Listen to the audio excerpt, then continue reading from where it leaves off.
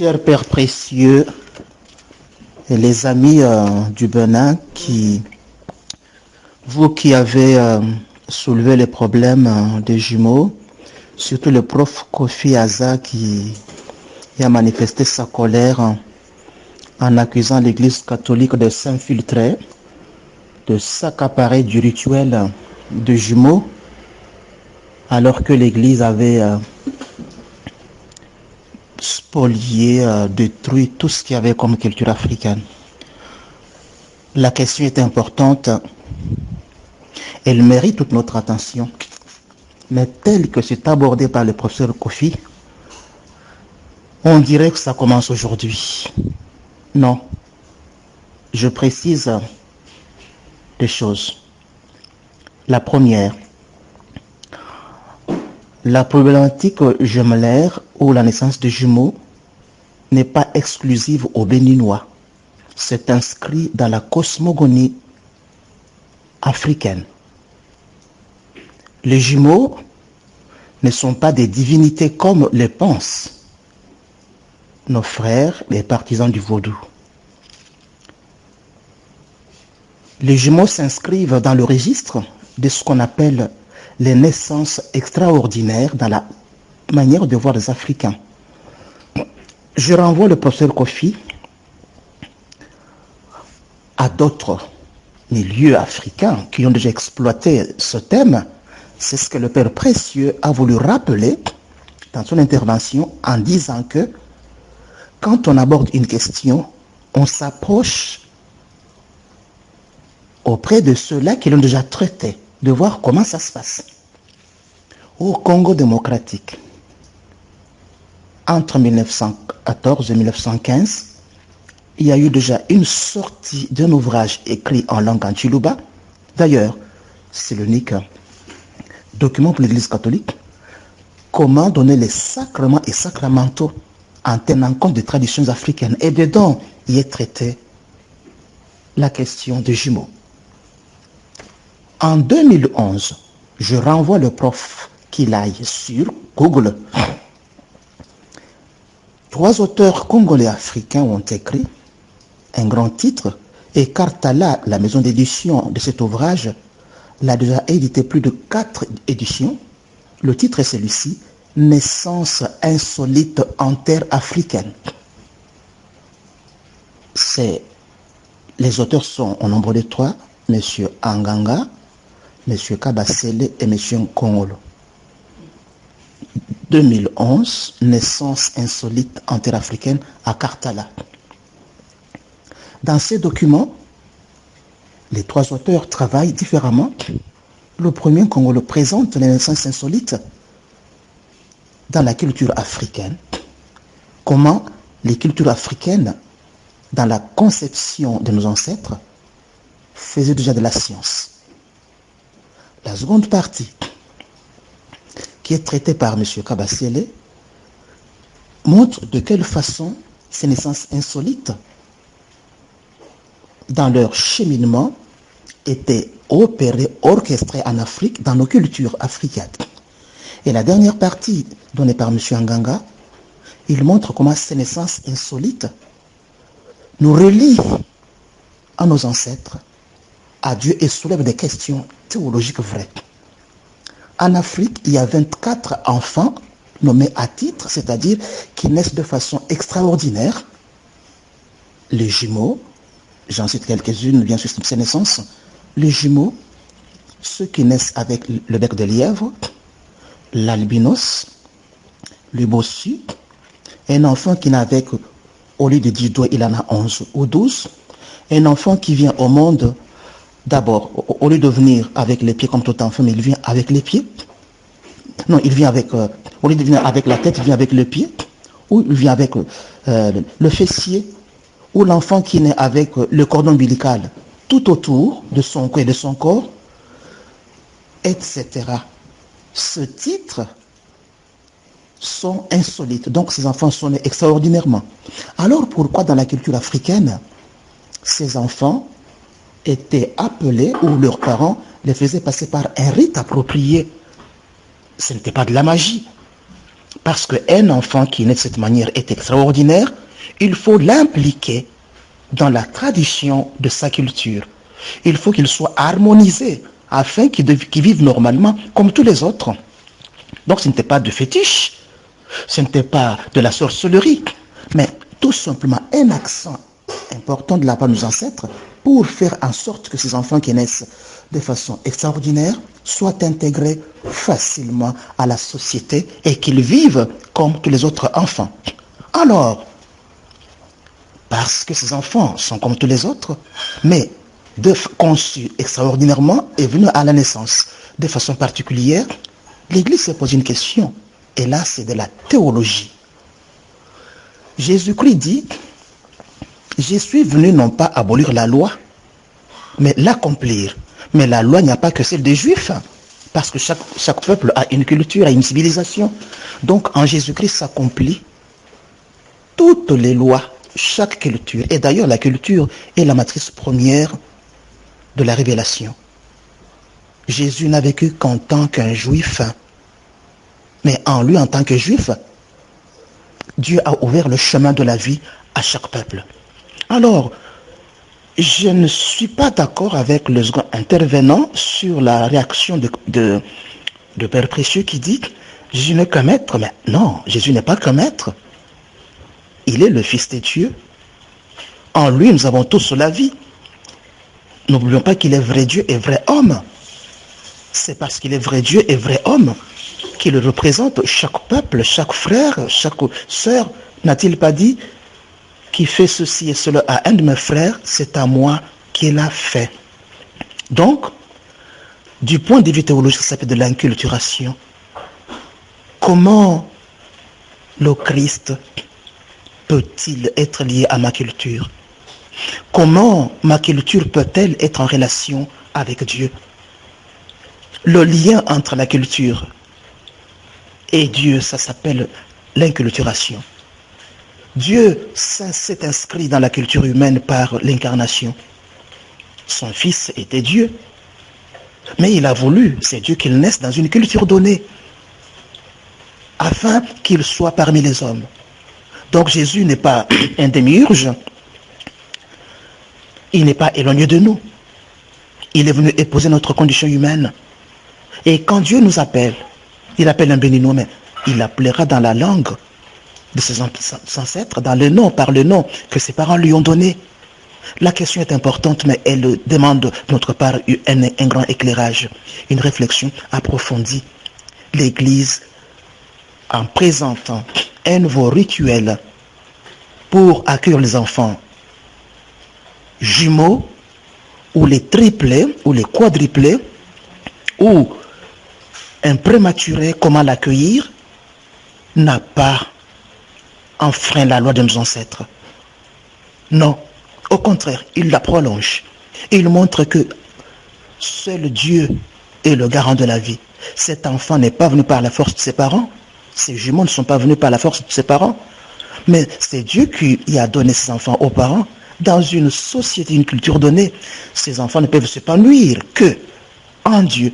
Ainsi, on les harmonise, on les accueille dans un rituel approprié qui n'exclut pas les ancêtres, qui ne dit pas qu'ils sont diabolisés, mais au contraire, parce que ces enfants sont accueillis dans l'Église par le baptême en prolongeant ce que Dieu avait fait dans leurs parents.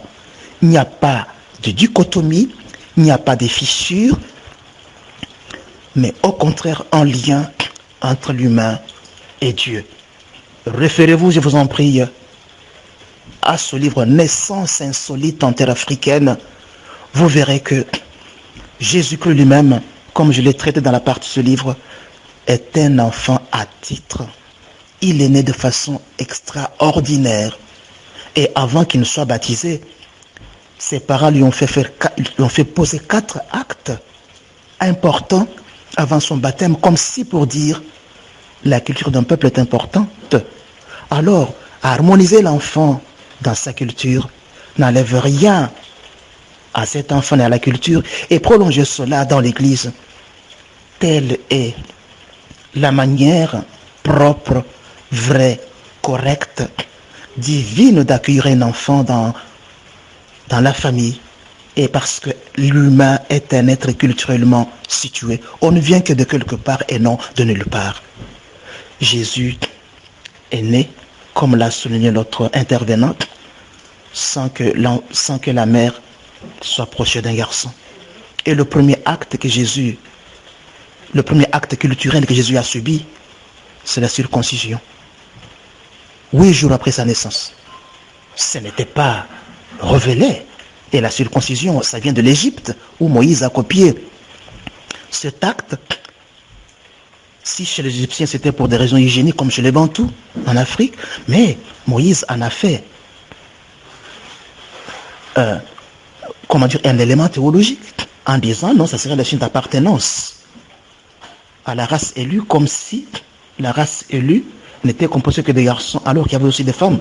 Et Moïse n'avait pas inventé un autre signe pour que les femmes soient aussi agrégées à la race élue. Donc le premier acte culturel que Jésus a subi, c'est la circoncision. Deuxième acte, pour que Jésus soit harmonisé avec son peuple, comme les jumeaux et les autres aujourd'hui, un nom a été imposé à cet enfant par ses parents le 8e jour, si on suit Saint Luc. Son nom, bien que portant un caractère divin, mais c'est une imposition culturelle. Il a porté ce nom-là. Le troisième acte que Jésus a subi, en tant encore enfant, un acte culturel, mais la présentation au temple, mais ce n'était pas une révélation qui avait été faite, mais Jésus devait se conformer comme tous les autres enfants juifs, être avec eux, il devait les présenter au temple. Ainsi, les parents l'ont présenté au temple ce jour-là. En Saint-Luc, vous lirez, vous comprendrez. Enfin, le dernier acte, pour que Jésus soit comme tous ses frères et sœurs juifs, Matthieu le fait exiler en Égypte juste après sa naissance, parce que d'Abraham, passant par Moïse, Jacob et tous les autres juifs, tous sont passés par l'Égypte. Et Jésus, pour qu'il soit pleinement juif, devrait être sur le chemin de ses ancêtres, de ses pères. Tout le passage en Égypte. Voilà les 4 actes culturels que Jésus a vécu pour qu'il soit harmonisé avec son peuple, et après a suivi le baptême à 30 ans. Ainsi, partant de cet itinéraire christologique ou christique de Jésus, les théologiens en Afrique ont compris que la cosmogonie africaine autour des enfants insolites, présentant un cursus culturel, n'est pas en désaccord avec Dieu. Alors pour que ces naissances soient accomplies en Dieu, soient parfaites en Dieu, après la culture, l'Église se charge du reste, c'est-à-dire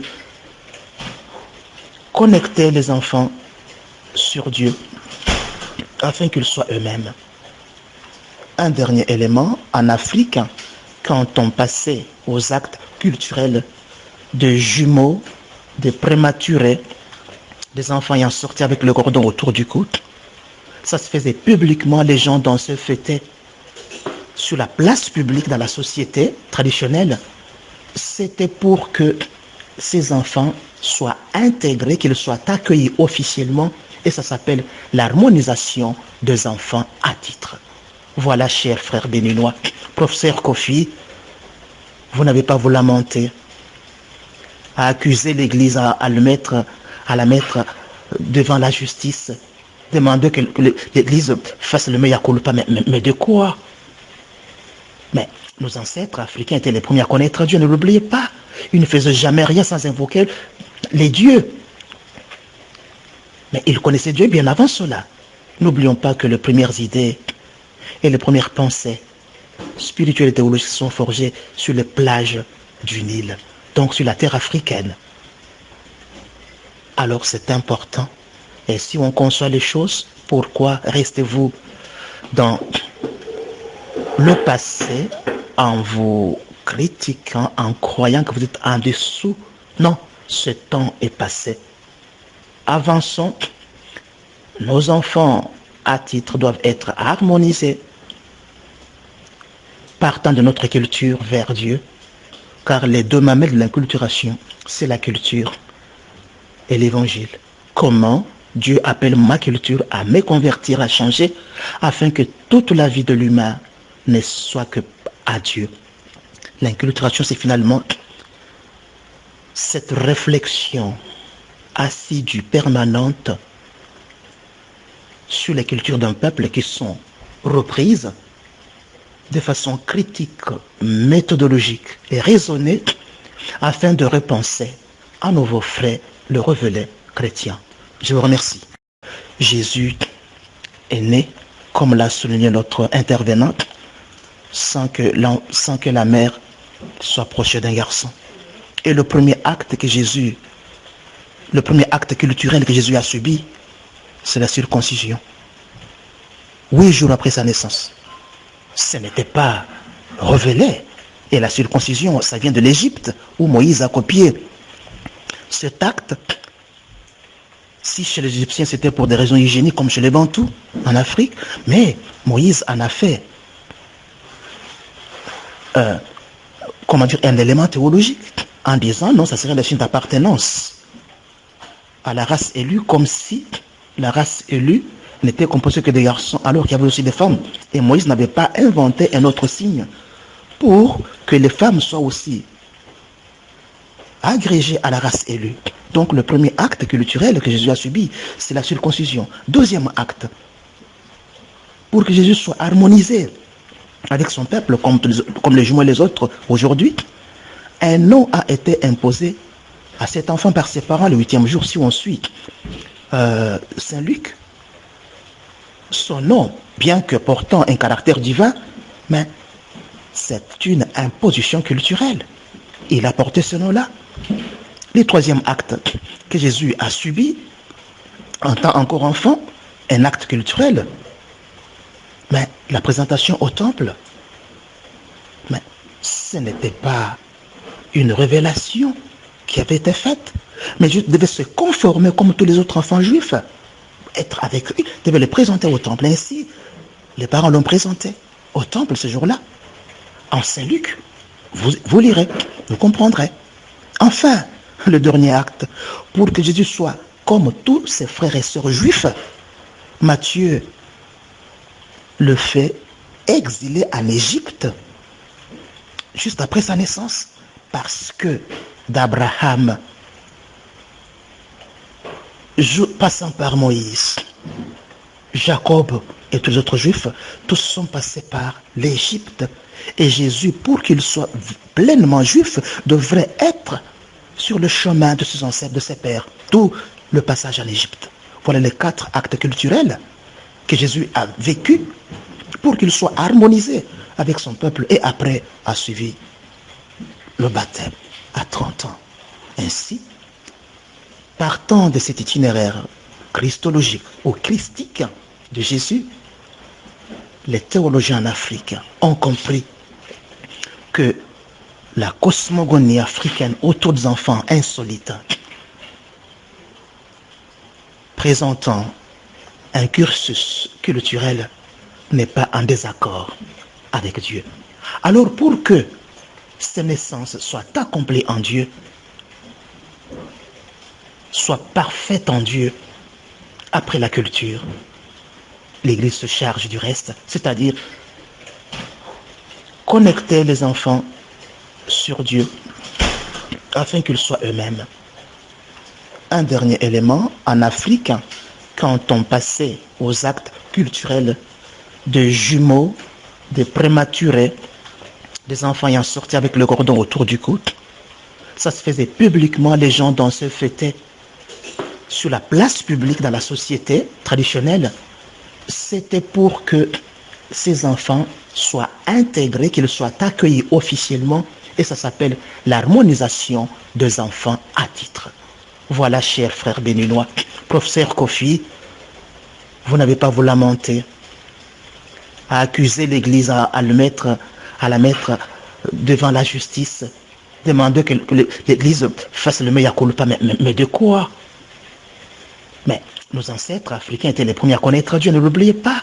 Ils ne faisaient jamais rien sans invoquer les dieux. Mais ils connaissaient Dieu bien avant cela. N'oublions pas que les premières idées et les premières pensées spirituelles et théologiques sont forgées sur les plages du Nil, donc sur la terre africaine. Alors c'est important. Et si on conçoit les choses, pourquoi restez-vous dans le passé en vous critiquant, en croyant que vous êtes en dessous? Non, ce temps est passé. Avançons. Nos enfants à titre doivent être harmonisés, partant de notre culture vers Dieu, car les deux mamelles de l'inculturation, c'est la culture et l'évangile. Comment Dieu appelle ma culture à me convertir, à changer, afin que toute la vie de l'humain ne soit que à Dieu. L'inculturation, c'est finalement cette réflexion assidue, permanente, sur les cultures d'un peuple qui sont reprises de façon critique, méthodologique et raisonnée afin de repenser à nouveau frais le révélé chrétien. Je vous remercie. Des enfants ayant sorti avec le cordon autour du cou, ça se faisait publiquement, les gens dansaient, fêtaient sur la place publique dans la société traditionnelle. C'était pour que ces enfants soient intégrés, qu'ils soient accueillis officiellement, et ça s'appelle l'harmonisation des enfants à titre. Voilà, chers frères béninois, professeur Kofi, vous n'avez pas à vous lamenter, à accuser l'Église, à la mettre devant la justice, demander que l'Église fasse le mea culpa, mais de quoi? Mais nos ancêtres africains étaient les premiers à connaître Dieu, ne l'oubliez pas. Ils ne faisaient jamais rien sans invoquer les dieux. Mais ils connaissaient Dieu bien avant cela. N'oublions pas que les premières idées et les premières pensées spirituelles et théologiques sont forgées sur les plages du Nil, donc sur la terre africaine. Alors c'est important. Et si on conçoit les choses, pourquoi restez-vous dans le passé en vous critiquant, en croyant que vous êtes en dessous? Non, ce temps est passé. Avançons. Nos enfants à titre doivent être harmonisés, partant de notre culture vers Dieu, car les deux mamelles de l'inculturation, c'est la culture et l'évangile. Comment Dieu appelle ma culture à me convertir, à changer, afin que toute la vie de l'humain ne soit que à Dieu. L'inculturation, c'est finalement cette réflexion assidue, permanente, sur les cultures d'un peuple qui sont reprises de façon critique, méthodologique et raisonnée afin de repenser à nouveau frais le révélé chrétien. Je vous remercie.